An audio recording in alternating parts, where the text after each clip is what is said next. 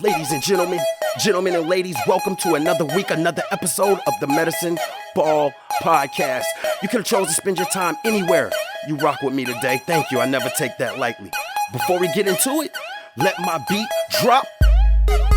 Yes, that's right. Welcome to Medicine Ball with your boy LS3 to be exact. And if you ain't in shape, at least your brain should be. Welcome, ladies and gentlemen, to the Medicine Ball Podcast, where we focus on giving your brain a six-pack by exercising your mind. Now, exercising your mind means that you actively think about and deal with all situations by first seeking to do anything other than what you are normally programmed and or comfortable in doing. Now, if you're someone who struggles and wants to get better at thinking about things beforehand, as opposed to reacting in ways that require less effort, well, just like anything you want to get better at, it does require training, practice, and work. Now, I'm well aware that thinking about things beforehand as opposed to responding off instinct does require effort. And who doesn't prefer things that are easy? Well, the first step, my friends, can be very easy, and that's to begin to look at all things from an unbiased point of view, which in itself will increase your curiosity in life. Now, exercising your mind won't give you all the answers. You will, however, begin to look at things with more peace, understanding, and patience, while simultaneously equipping yourself with more tools and strategies to help you effectively deal with this thing called life. Now, before we go any further, I'm no doctor, no psychiatrist, no psychologist. I have, however, been diagnosed with bipolar disorder level 1 for 16 years. And to be honest, I got to a point in my life where I was looking at the person I was becoming versus the person I wanted to be. And that, among other things, required me to look at my mental health responsibly. So whether or not you're diagnosed or know someone who's diagnosed or have symptoms or just want to know more about it, it doesn't matter. Maybe you're one of the many people who could just use some tips, tricks, and different ideas to help you get through day-to-day life. Pull up a seat, kick up your feet. This is your family, man. Welcome home, no judgment zone. This week's episode 522, Lift Yourself. Let's go. Ladies and gentlemen and ladies, welcome to another week, another episode of the Medicine Ball Podcast, man. Like, subscribe, share this podcast. If you're following me on my social media platforms at Medicine Ball LS3, I am doing a Nike Dunk, Panda Dunk, to be exact, giveaway. That's going to be on the final episode, which I'm leaning towards being episode 24. That's going to be the final episode of this season. Giveaway I'm doing with my brother. Make sure that you're checking Facebook, the TikToks, the Instagrams, and following the directions that are provided in order to be given or entered in for a chance for this giveaway. So it's going to be a pair of Nike Panda Dunks or equivalent store value at Soul World Atlanta. You can follow that on IG. That's my brother's store. Exotic Kicks, all that good stuff, man. Let's get right into this week's episode, man. Episode 522, Lift Yourself.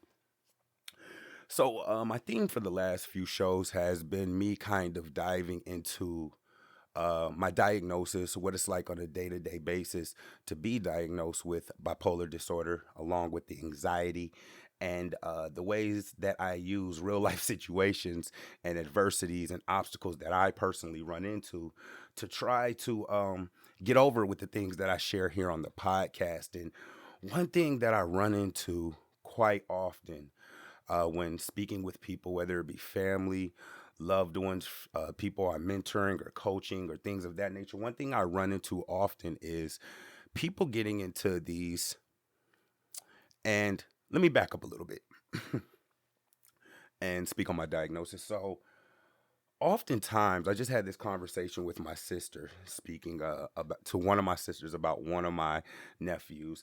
And a lot of times when we're younger, and that's when a lot of these diagnoses start, whether it be ADD or ADHD or, something to that necessary when you're younger, me in retrospect, being somebody who's diagnosed and went through a lot of this stuff, it's a thin line when you get older, because when you're younger, you're going through things, your brain's not fully developed, you don't really even understand. And I know it sounds so cliche and I feel old saying this, but you don't even know who you are.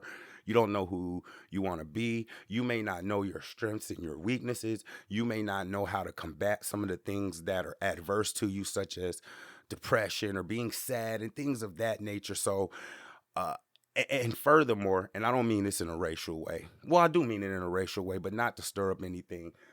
On the African American side, like, let's just be real. The medications and the diagnosis that these, medical whoever lays out the format for this, the diagnosis and the things that they have for people who are suffering from some of these mental illnesses or ailments, I can't say with confidence that they were geared towards African American people, or that African American people were like a forefront of the thoughts when it came to body chemistry and how people would react to some of these medications, some of these diagnoses, so forth and so on, right? So all of that to say, I was talking to my sister about one of my nephews, and he's going through some things, and she just mentioned his time management and his decision making skills. And I feel what she says, but I'm able to play advocate because I was in that situation, and I was like, well, especially with him being a male, it's gonna take some time for him to get to a place to where he's gonna start without the proper push.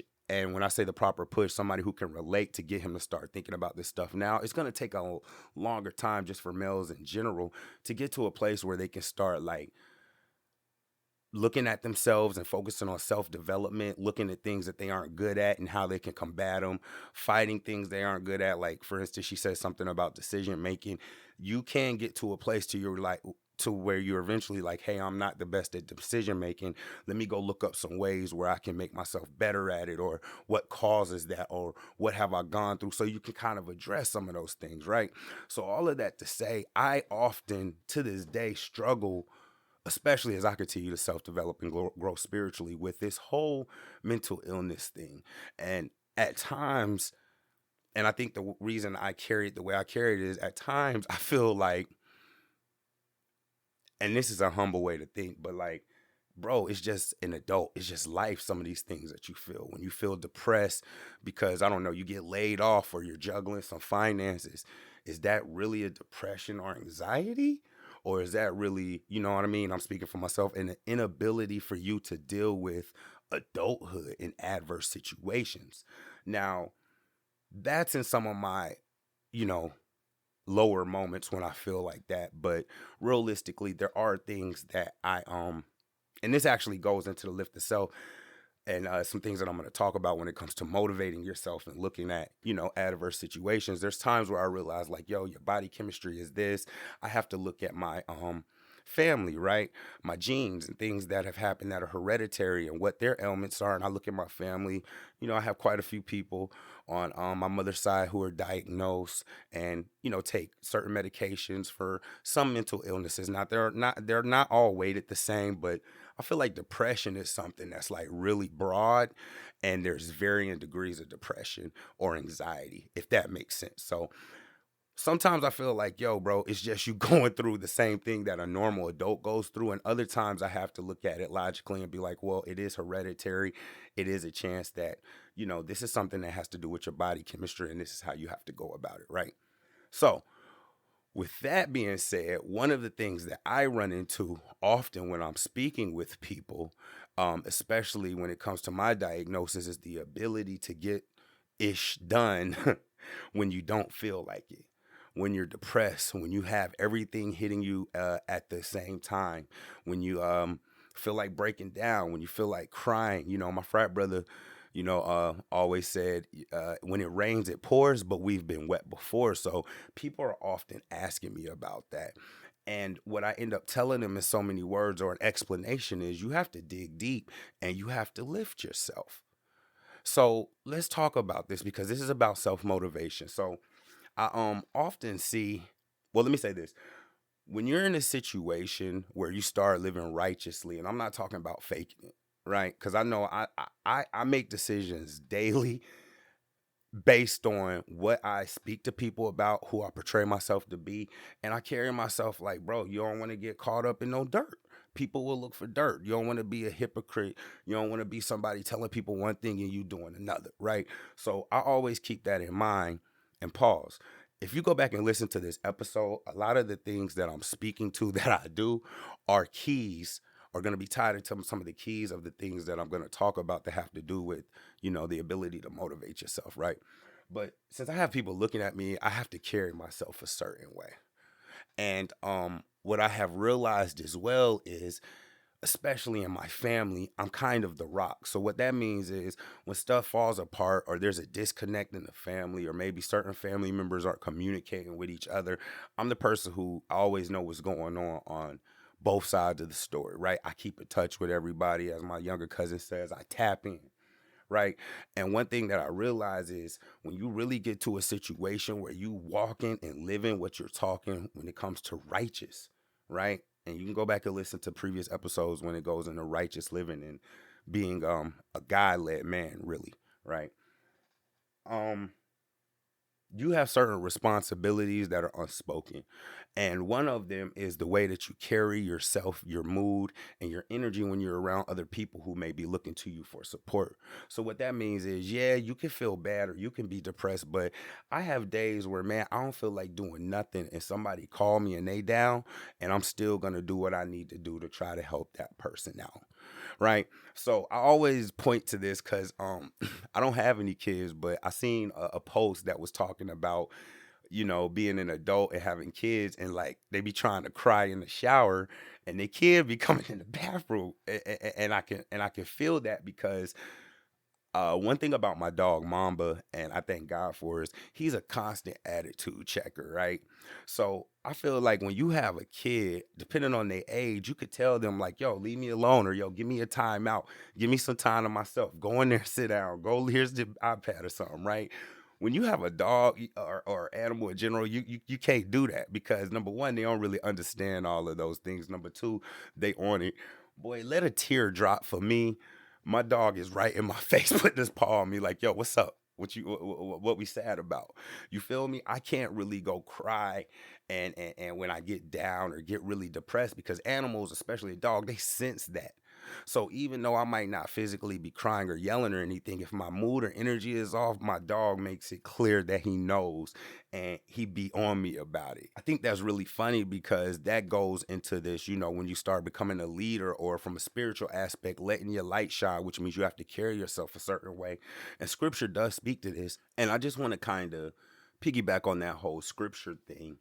Um, from a spiritual standpoint, one of the things that really stuck out to me as I go to Bible study, and this is why, like, going to church and being involved in community, if you just like read the Bible and it's like, yeah, you should be around a community of like minded believers and worship together. And, iron sharp as iron, and you should want to keep wise people around. If you kind of read the Bible without no passion and no willingness to understand, then it's going to sound really boring and cliche. But as you start to engross yourself in it, and these are all hints to things we'll talk about at the end, it starts to make sense because it's certain Bible studies and certain conversations that I have with people who are of the church and are of the spirit, who have led me to a deeper understanding of particular stories and situations in the Bible to make it more relatable to my life.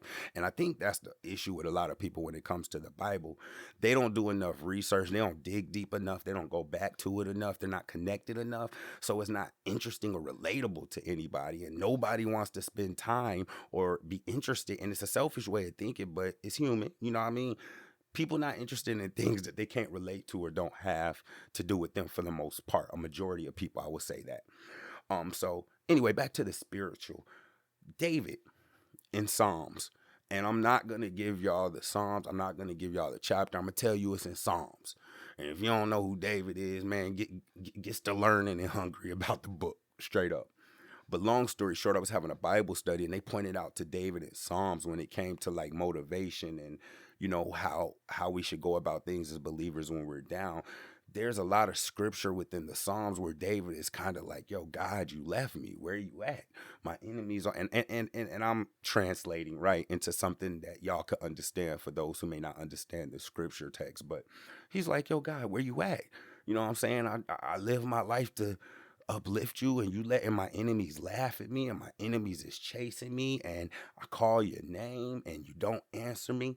And as this psalm goes on, he gets to a point where he starts to recall upon, "Well, God, I know your character. You did this for me, and like, yo, I can get up out of this. I've been through this." Where he goes from kind of blaming God, right? And being like, "Yo, where you at?" to reaffirming that he knows God's character and what God has done for him and what God is within him, to where he knows in a humble way that he can make it through the adverse situation where it was like his father was pretty much trying to kill him. You feel me? He had people who were close to him who were trying to murder him and chasing him down, and he had situations where he could have took them out and killed them. So while this is going on, he's still having to remain righteous. All right. And so even off of that, let's build off of that. When I talk about, from a spiritual standpoint, having to have a cheerful outlook and live with joy and things of that nature, I want to speak on that real quick because life is about balance, man. And it ain't no way around it. If you spiritually lazy, you gonna get smoked. You gonna pay the price.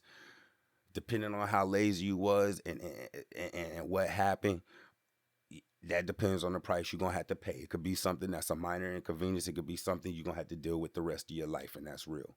So you have to balance. And I think when we get into this positive outlook or having a joyful vibe or being cheerful or laughing at things like that, it's a very fine line between being delusional and faking it and this positive fake self-talk and really looking at the things that you're grateful for, which is why I really think it's very important that you have to have. And I always tell y'all, bro, a lot of my things will not apply if you don't have some kind of spiritual belief, specifically believing in God. And I don't want to put no labels on religions, but you got to believe in something and follow an outlook of something or outline of something outside of yourself. We don't know it all. All right. So with that being said, I'm going to get into 3 ways that you can lift yourself, because this is by far one of the biggest things that I face consistently, and most humans face consistently. It's not the ability to do the action once they're going or go ahead and follow through, but it's that catalyst, that spark, that initiation, especially when you getting beat upon in this life, that most people struggle to cultivate and build on. So we're going to give y'all 3 ways. I'm not even going to give you 3 ways, just 3 talking points on things you need to kind of keep in mind when it comes to being in these adverse situations and being low and needed to motivate yourself. All right. All right. Number 1, motivation is momentum carried, right? Let me say it like that. Motivation is something that it can be increased with momentum. So let me give you an example of what I'm saying. Most of the time, people just need the start in order to be able to keep going, to follow through with something. Me being a music producer, man, I know that I often use this as beats, but I just want to give y'all an example of how I could start. Man, some days I'm not even motivated to make music a lot of days, right? You kind of have to be in a certain mood when it comes up to making melodies, to making chord progressions, and really get in there and start messing with the bars and the hook. You got to be in the mood.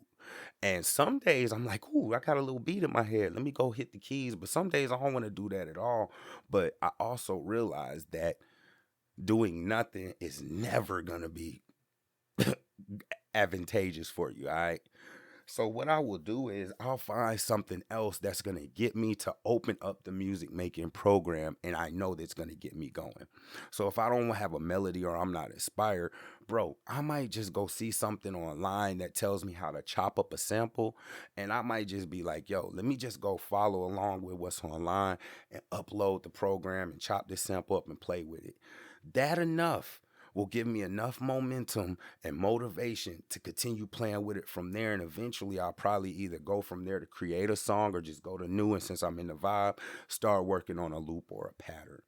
We have to understand that motivation is something that you don't really need much. You just need to be able to get going, and then the momentum of the action or the event will be enough to carry. That's the first thing I want us to understand when it comes to motivation. Motivation is momentous, right? It has momentum. It's momentum carried, all right? Second thing I want to keep in mind when it comes to getting motivated and jump starting yourself. And I've spoken to this before, and I know it sounds repetitive, but it works. You have to find something that drives you with whatever you're doing that is outside of yourself. It has to be outside of yourself. Now, let's go back to the spiritual aspect and David, right? David used the fact of his relationship with God and God's character in previous situations to drive him to push forward.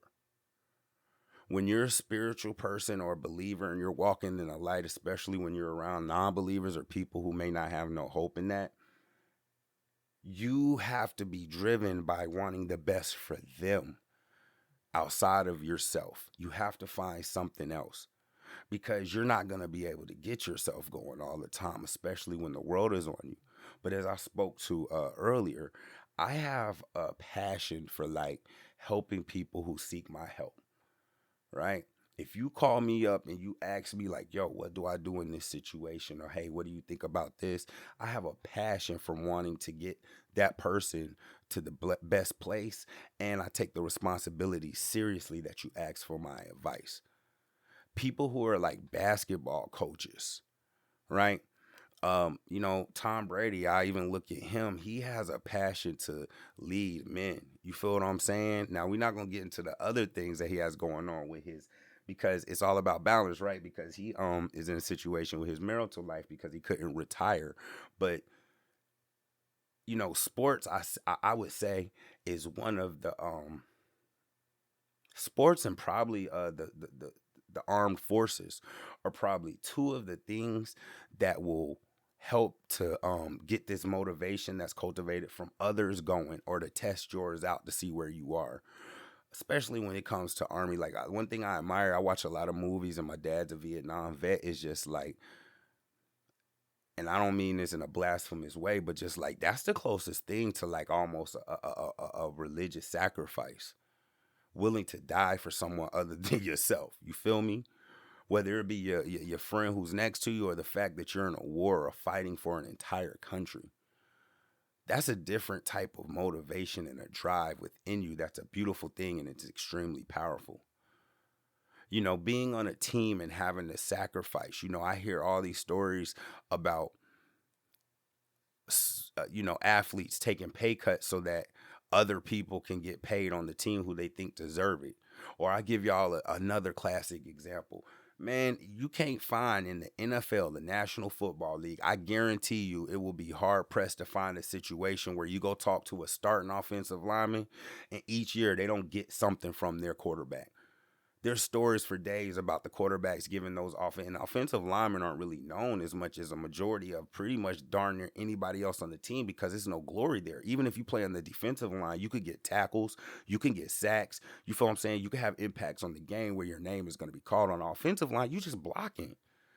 You're stopping those guys from getting to your quarterback. There are stories for days about Peyton Manning, Jalen Hurts buying their linemen, Rolexes, ATVs, even the running backs. The running backs get in it. They buy all this stuff for their linemen because the linemen aren't glorified, but these quarterbacks and these running backs know without them folks up front, they can't do much.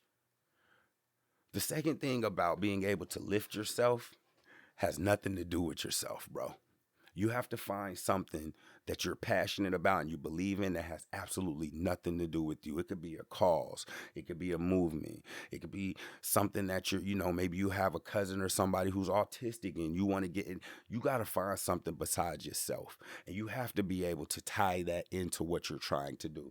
When it comes to music, bro, I got my frat brothers who are in my chapter who are younger than me. I'm talking about like these folks like 19 or 20. Man, I take time, and I'm not saying this to brag, I'm just giving y'all an example of how like that motivation helps me, right? One of them, every other week on a Wednesday, I have a video call with him and we just trade music samples and we talk about the state of the music game for producers. We talk about copywriting your stuff. Where can you post it? He don't even make hip hop, but I just spend time doing that. So now when I'm having those days where I don't want to do the extra work to try to produce or even get on here and do this podcast, I'm pushed by it because I know that somebody's going to ask me something about it. And when you have somebody depending on you or something outside of yourself, bro, you're gonna I just can't explain it. I mean, I don't have kids, but it is probably the same as kids, just having some kids, bro. Like I always said, if I had kids, I'd probably be a millionaire by now, because that would be something driving me beside myself. Yes, to motivate yourself, number two, has nothing to do with you. Have to find something outside, external, right? All right. Number three, the third point is going to talk about when it comes to lifting yourself It's called we'll call it a recollection or a recalling. You have to recollect and you have to recall on the previous situations when you've been in adverse situations or had obstacles in front of you and what happened. Now, I'm really trying to, because I'm not trying to force people to the spirit. I'm trying to, live in a way for so people to be like, oh, he's dope, man. He's a believer, right? But you got to have a spiritual belief because I know with me, I spend a lot of time in prayer and I take after David's pattern. And whenever I start beating on myself or being like, yo, this sucks, I'm not this or what that, I start recalling on the previous tough situations I was in and what came from it. I don't know if I even talked too much. It's probably in like season 1 or season 2 about like what I went through before I even became a manager at my job with some harassment situations, right? And I ain't gonna get into it too much here. Y'all can go back and listen, but it's like, as tough as that situation was, I'm thankful for it because for number one, it brought me closer to like God, right? And I can't trade nothing for that. It was almost like my rebirth and my recommitting to God, the renewal, right? The other thing is my capacity to deal with a stressful situation and still continue to do the right thing. It was increased. It was increased through that trial. Right. So now when I go through tough situations, and there's other things I can recall, bro. I can recall times when I was like my back against the wall in an extended stay. They about to come repo my car. I don't have no way to get no income and I have to hustle and grind and make something happen. I think that might have been a situation where I had to get my first remote job. But even in those adverse situations, I'm able in my more logical times, right? Because it's all about balance. Sometimes you might be too emotional to address motivating yourself. But when you have the spark, you have to use that. Like we said, number one, yo, the motivation or being motivated is momentous. Once you get going, you could keep going. But it's just like, um, you have to recall on these situations. Because if not, you will start to feel hopeless. You'll feel like it's no way out. And that's why I personally, with my spiritual beliefs, I recall on the character of God in my toughest situations. And when I look at those and I look at some of the things I'm in now, it actually makes me, bonus points, y'all know how I get down. I be more thankful because I realize number one, it's not that bad. Number two, he's gotten me through it. You have to stay righteous. You have to recall on the things that you did previously and what the positive outcome is. Overall, as humans, a lot of the lack of motivation comes from our failure or inability to focus on the good things. And it goes back to what I said about, balancing the cheerful outlook. But just imagine if the way that we're able to look at all the things that might be going wrong in our life. Oh, I got a flat tire. I got this bill due. Oh, I didn't get this. I didn't get that. Imagine if we just flipped it. And I know it's easier said than done. And I'm not even at this moment, but man, I got up and I'm able to walk around. And I know that sounds corny, but I'm getting older, bruh. There's people at my age who are dying and having heart attacks, and I'm not even 40 yet. You feel me? Oh, I'm able to breathe this good air. Oh, I got the ability to get up and keep it going one more day. Yeah, I got a flat tire, but I got a spare. Let me keep it going one more day. Oh, I don't want to do the podcast, but dag, bro, can you at least type? You got a laptop. You feel me? You have to start looking at the positive thing. You have these typing skills that you gained, or you learn more about advertising, or you learn more about marketing. So that's why it's not that bad. You have to recall on your past victories. You have to recall on what you did when you weren't able to motivate yourself previously. You have to recall on what God did for you in your life when you thought you was at your lowest in order to have a more positive outlook. Motivate, lift yourself. And I'm going to end with this because what all this is, man, and what people don't realize is when it comes to life, obstacles, and adversities, bro, it's just a game. It's a chess game you play every day. And if you don't make any moves on the chessboard, the game is going to continue to play and you're going to end up possibly feeling worse the following day. It's about being able to maneuver and look at things until you brick by brick, step by step, inch by inch, get yourself into a better place and push forward. It's just a mental game. If you don't fight back some of the thoughts that you have about your situation and about yourself, If you don't challenge some of those thoughts about the way you feel about how your life is going and the decisions that you have made, they will run rampant. You have to get up, and that's why I say, man, you got to get up every day. Me personally, as somebody who's diagnosed, I have to get up every day, have that time with God, and tell myself how I'm about to look at the day so that I don't start being manipulated and being a victim to the circumstances and the things that are going on around me. Bro, you could get your hustle on one more day, or you can lick your wounds. But I tell you one thing, if you stay stagnant, if you don't try to at least move from side to side, you might not always be able to move forward, but you got to move side to side to keep yourself from sinking. You will continue to sink. And that's a hard pill to swallow, but that's a fact. So you need to use these three things, these three ideas that we talked about in order to get yourself up out of them. And really, to be honest with you, bonus points, just thinking that there is a way for you to get your own momentum should start the process of moving. Because number one, your motivation is momentum based. Once you start getting the spirit, me personally, I know once I start challenging stuff, I get this urge to fight. And for me, that fight is enough for me to get enough movement to take the next step to do what I need to do. Keep that in mind, bro. All you got to do is start the motivation process. The momentum will carry itself. Second idea is, man, you got to find something that's going to inspire you or give you the energy or give you the desire to want to move forward that is outside of yourself. I think too often we depend too much on ourselves, and the world is on this very selfish, I don't need nobody but myself, I can do it myself thing. Yeah, that's all good and every well, but your mindset should be adaptable. You shouldn't carry it like that permanently. There might be situations where you might have to depend on yourself, right? But in order to lift yourself, you need to lean on somebody else sometimes, and finding a motivation out yourself, whether it be your kids, a cause, a passion, something that you love, you need to use that. And last but not least, man, you need to be able to recall on your previous situations. Sometimes when you look at your outlook and you don't remember the successes that even got you to where you are, you're not going to think that there's a chance for you to succeed.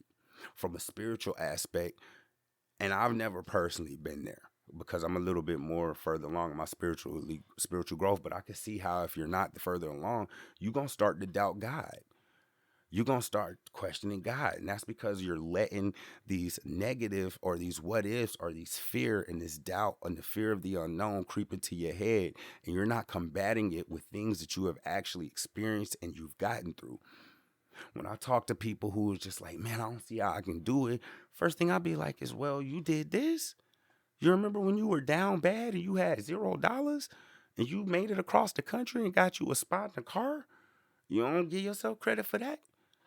That's the first thing I say. You have to recall what you did in previous situations and also what came from it.